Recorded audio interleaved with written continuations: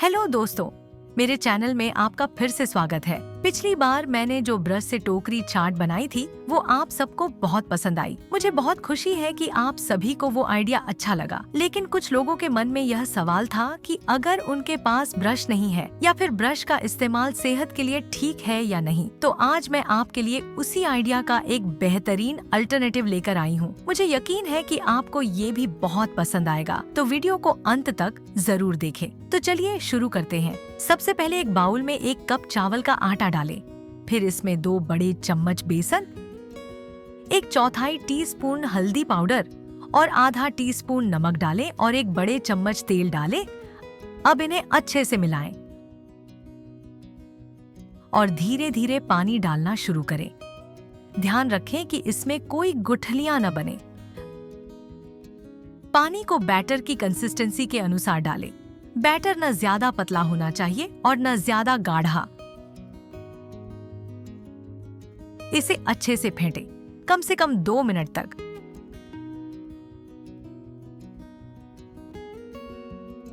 देखिए, बैटर एकदम सही कंसिस्टेंसी में आ गया है। अब इसे 10 मिनट के लिए ढककर रख दें, जिससे यह और फूल जाएगा।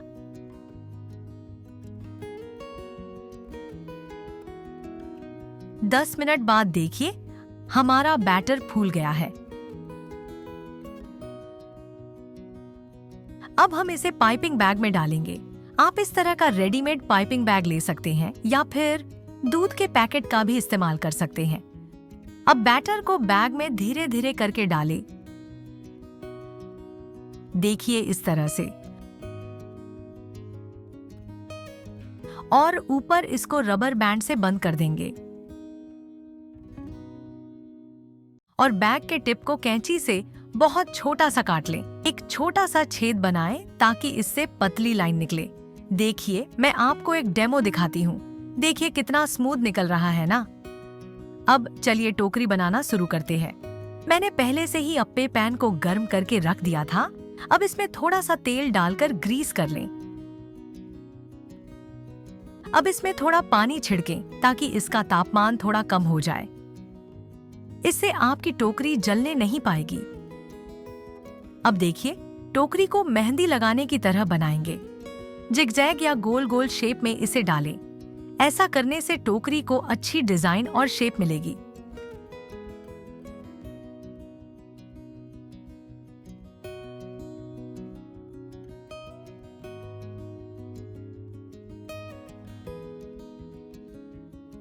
जब टोकरी हल्की सूखने लगे तो इसमें थोड़ा सा तेल डालें और तब तक सेकें जब तक यह गोल्डन ब्राउन न हो जाए। जब कटोरी किनारों से खुद हल्की हल्की छोड़ने लगे तो समझ लीजिए कि यह अच्छे से सेक चुका है। देखिए, ये कितनी आसानी से पैन से निकल रही है।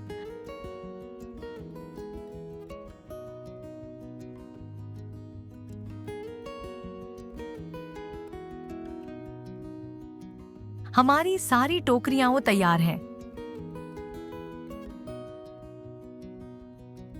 देखिए, मैं इसे क्रश करके दिखाती हूँ। देखिए कितनी क्रिस्पी और क्रंची लग रही है। अब हम स्टफिंग बनाएंगे। इसके लिए मैंने 1 कटोरी मुरमुरे लिए हैं,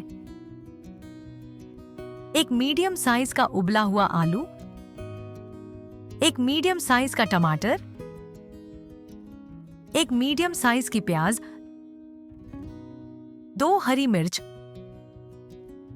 और थोड़ी सी धनिया पत्ती काट कर ली है। अब इसमें 1 टीस्पून भुना हुआ जीरा पाउडर, 1 टीस्पून काली मिर्च पाउडर, 1 टीस्पून चाट मसाला, 1 आधा टीस्पून लाल मिर्च पाउडर, 1 बड़ा चम्मच सरसों का तेल और 1 बड़ा चम्मच नींबू का रस डालें। इन्हें अच्छे से मिला लें।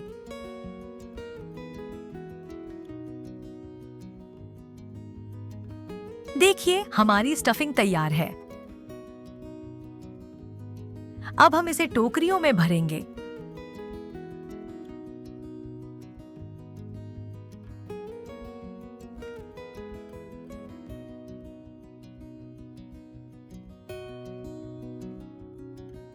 तो ये रही हमारी टोकरी झालमुरी।